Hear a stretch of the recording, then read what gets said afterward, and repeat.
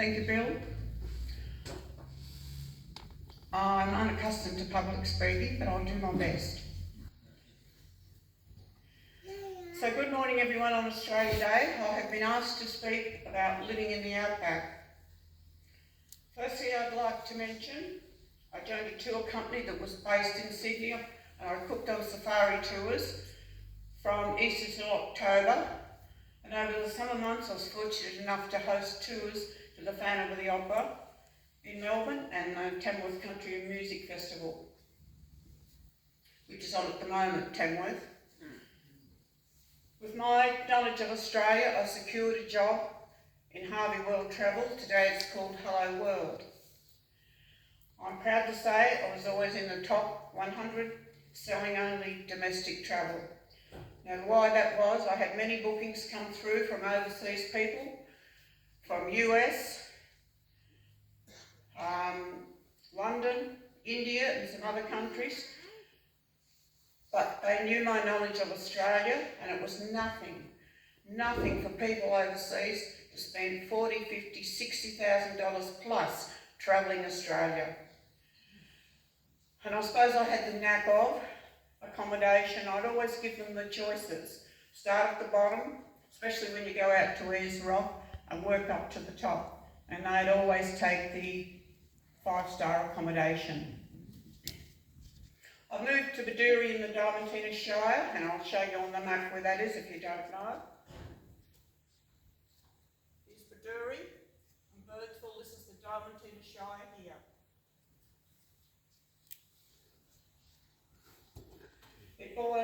It's the second largest shire in Queensland, and it borders Northern Territory and South Australia. Bedourie has a beautiful swimming pool, museum, an outback golf course, where really all you need is a sand wedge and a putter.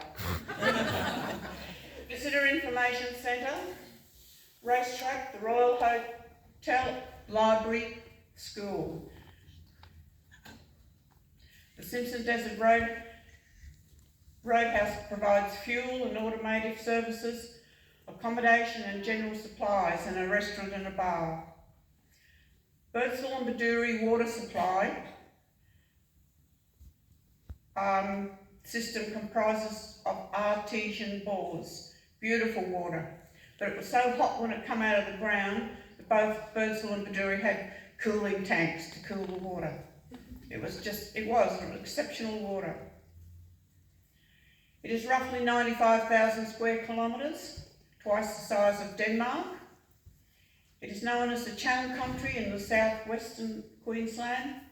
Beef production is a major industry, along with tourism. Tourism's huge out there, absolutely huge. There was no mobile phones when I lived out there, but there is now, and you can use them in Birdsville and Bedourie and then Boulia, naturally not in between. I really made good special friends, and I keep in touch with them today, particularly Aboriginal friends who were born in the Simpson Desert. All the children went to school. They all called me Auntie Barb. I was at an Aboriginal friend's house one night, and just in conversation I said to her, "Do you like witchetty grubs?" She just laughed at me. She said, "I'm a McDonald's kid." It can be challenging. You have swirling dust storms. High temperatures, 40 degrees. Now, I know for a fact yesterday it was 49 degrees plus out at Birdsville. That's pretty hot. The swirling dust storms. Used to put towels and things under the doors and at the end of the windows, everything. But this particular day I forgot to put anything over the drain pipe in the shower. When I came home, I could not believe it. The bathroom, the shower, was just, there'd be about that much dust in the shower alone. How the dust come up the drain pipes, I'll never know, but it did. It was incredible. From that day on, I never ever forgot to put something over the shower drain pipe. I work for the Bedourie is the administrative centre of the Diamantina Shire. It also comprises of the towns of Birdsville and Betoota. I work for the Diamantina Shire alongside the Tourism and Development Manager. I travelled to Birdsville to meetings and worked frequently, which was a 2-hour drive one way. Birdsville is a popular destination. People come up the Birdsville track from Maree to Birdsville. It's a stopping point to cross the Simpson Desert, Birdsville, Queensland to Dalhousie Springs in South Australia.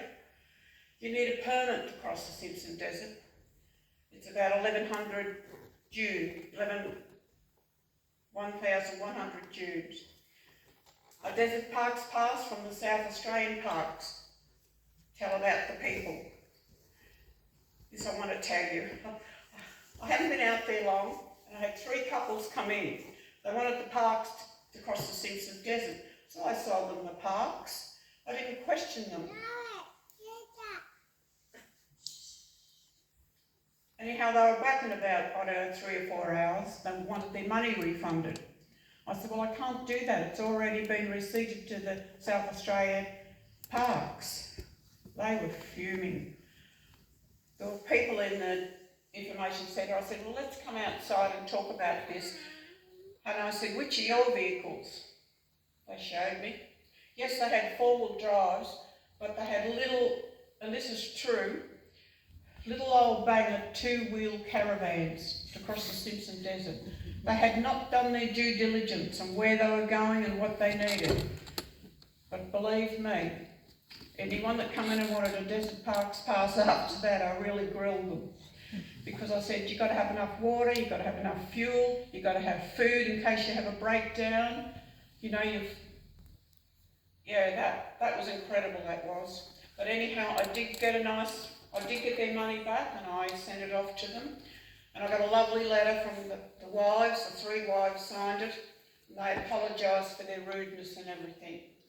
So it was really nice. Now the famous Birdsville races, the Melbourne Cup of the Outback, the race club run the races and the Shire organises everything else. I had a big part of that. The town grows from about 120 people to 6,000 to 8,000 people over the Birdsville race weekend. The Shire organised portaloos, shower blocks, cleaners, food stalls, the airport management, and also there were a couple of companies that brought in their tent cities, and they organised it all themselves. Because even though the Birdsville Hotel has accommodation, that was always saved for the volunteers that come out there and worked over the race week, as there were a lot of volunteers went out. Extra police come in from Mount Isa for the Birdsville Baduri races, and there was never any trouble, as it's a long way to go and you've got to have a decent vehicle, so basically you don't get the riffraff out there. Racegoers celebrated the carnival each year, enjoying 2 days of quality outback racing, 3 great nights of live entertainment. Entertainment includes the Royal Flying Doctor Cocktail Party, the fun run, the fashions on the field. Fred Brophy's boxing tent always come, and I believe it still comes today. That's a tent they put up near the Birdsville Hotel. Yeah, just incredible. A variety of food vendors, a giant auction, and a very social event in the outback. One year the VRC, the Victorian Racing Club, contacted Birdsville to bring out the Melbourne Cup,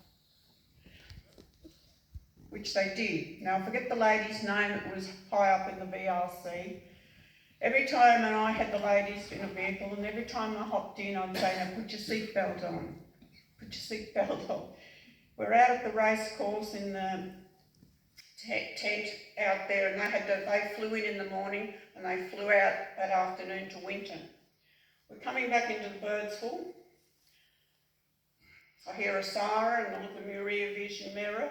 There's a policeman on a motorbike and telling me to pull over, so I pulled over. And I thought, well, I've got my seatbelt on, I haven't been drinking and I wasn't speeding. But he went round to the passenger side door, and this lady hadn't put her seatbelt on. And they booked her.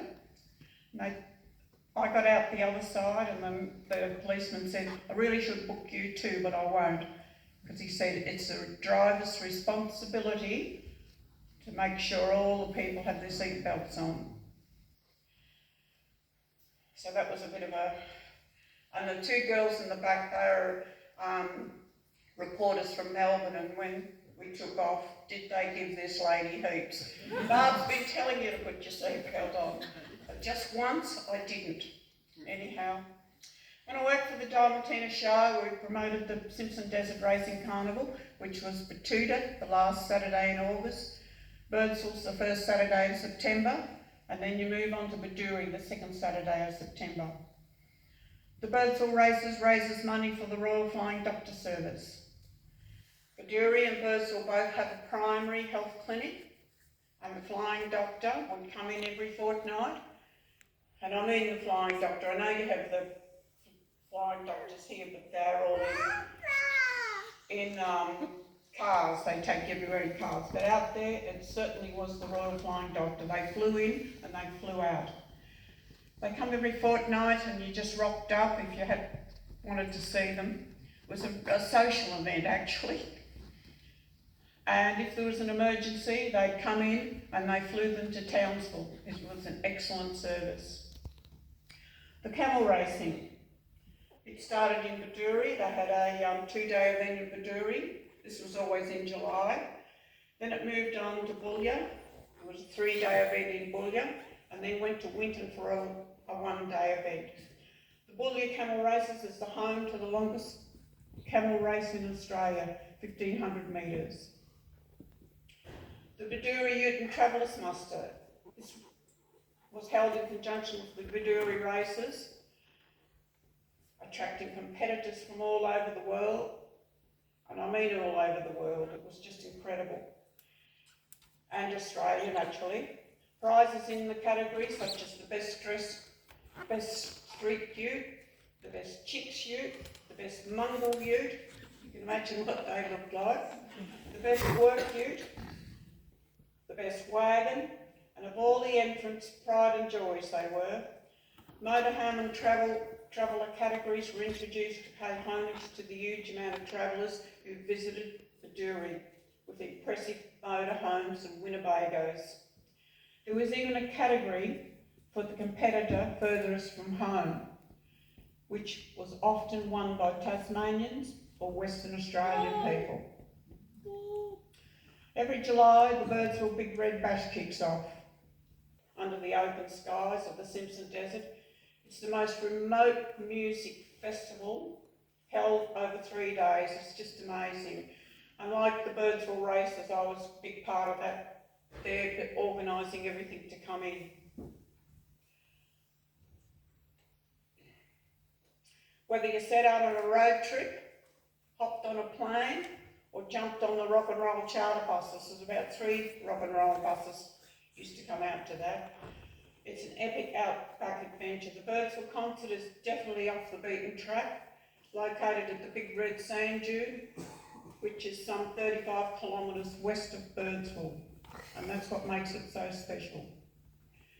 Now many, I say many, 4x4 tag-along tours come to the Diamantina Shire to experience the magnificent outback, and also many bus tours. It's an incredible amount of tourism out there. Birdsville, Baduri and Batuta all had camp drafts, rodeos, horse gymkhanas and motorbike gymkhanas, and it was incredible. The horse gymkhanas, they'd start off with the little tots, you know, probably 5-year-olds riding horses. Then they'd venture to the teenage children, and then the adults. It was an incredible day. We had the golf to golf northbound bike ride. This is a ride, 2,250 kilometres, golf to golf in 30 days. They started at Port Augusta in the Spencer Gulf and rode their bikes right through to Corumba, the Gulf of Carpentaria. It was just amazing. And they used to have, I think we counted about 250 bikes one year. It was just incredible. the Outback Queensland Masters. Now, probably a lot of you people play golf. It's a remote golf series spanning over 1,650 kilometres across Queensland in outback situations that started in Birdsville, went to Boulia, went to Winton, went to Barcolden, Charville and Quilpie for the finale.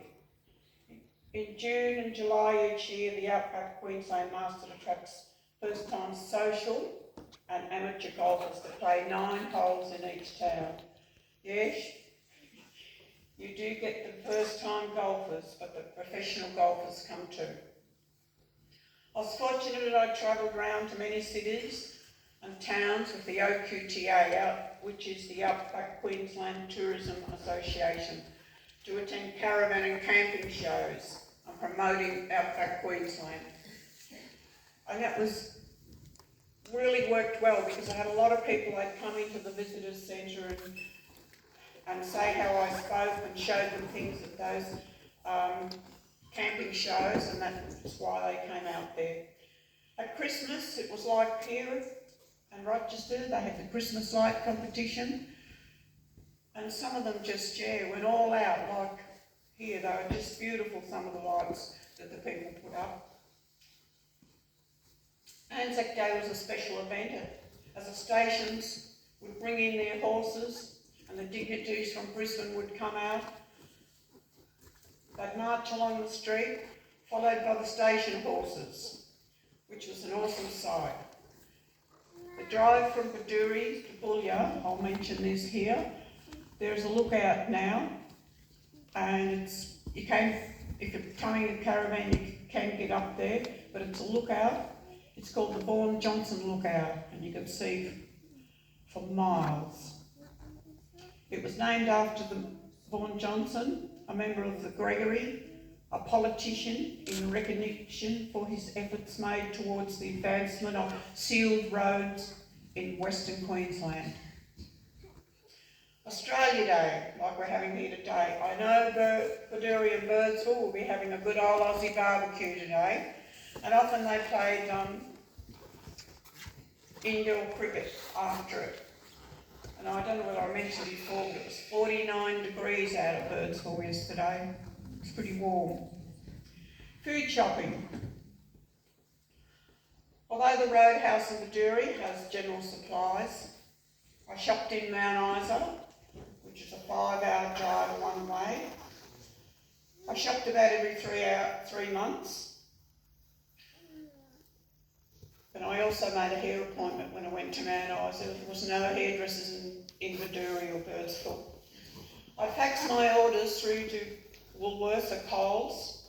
You had to put exactly what you wanted, like 3 packets of 1 kilogram Sanitarium Weet-Bix, or 10 tins of Ardmona crushed tomatoes, 810 grams, or 3 packets of Omo washing powder, 2 kilograms. And if they didn't have what I wanted, they'd always ring and talk about it. And their orders were always 100% correct. The same with the butcher. The meat was always cryo-packed, not frozen, because you had to put it into your freezers when you come home. But they were always 100% correct. I always bought a box of barramundi fish, as we had angle fridges and eskies with ice for the trip back to Baduri. We'd stop overnight in Mount Isa and leave the next morning for the 5-hour trip back to Baduri. Fruit and veggies, I just bought the basic in Mount Isa, because every fortnight a truck had come out from Brisbane to Baduri with fruit and veggies. Excellent qualities, straight from the market gardens. The collies and the cabbages all had their outside leaves on them. The carrots had their tops on them and everything. It's probably better quality than you get in your supermarkets here today. Now, visiting the family in Victoria. Skytrans flew there. I don't think they do now. I think it could be Rex, but I'm not 100% sure on that. The flight left from Mount Isa to Boulia, and Baduri is where I got on. Then it went to Birdsville, Windora, Quilpie, Charville, Roma, Toowoomba, Brisbane. I'd always book the last flight from Brisbane to Melbourne because in case the other flight was in late. Sometimes family would meet me in Melbourne, sometimes I'd hire a car. And I just have to tell you this, I was driving between Heathcote to Elmore one particular time. All of a sudden there was a siren and the flashy lights behind me, and I thought, oh gosh.